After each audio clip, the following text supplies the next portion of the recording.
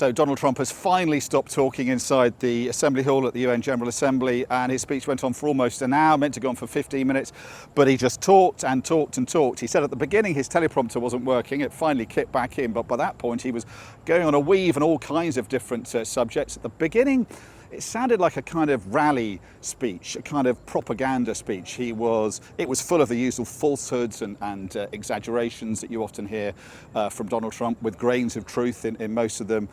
He said that inflation's solved. Well, it's not, it's at 2.9%. He said the American economy is the hottest it's ever been. It's the envy of the world.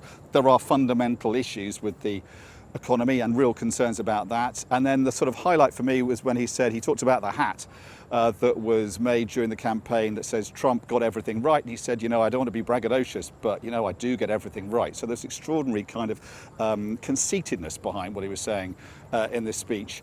And, at times he sounded like a kind of old man talking to himself in Central Park. He went on a very strange tangent about renovating the building at the UN.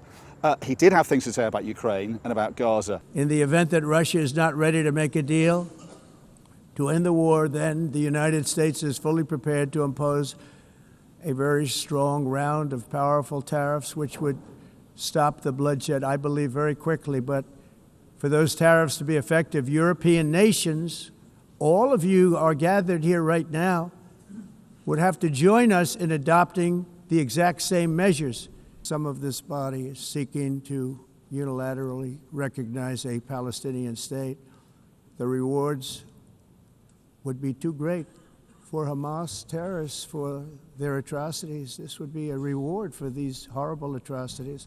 But I think critics will say, the message he had was diluted so much by his digressions, his diversions, his hyperbole, that the impact, I think, was very much limited. And I think, the UN now has to try and get the schedule back in to some kind of shape.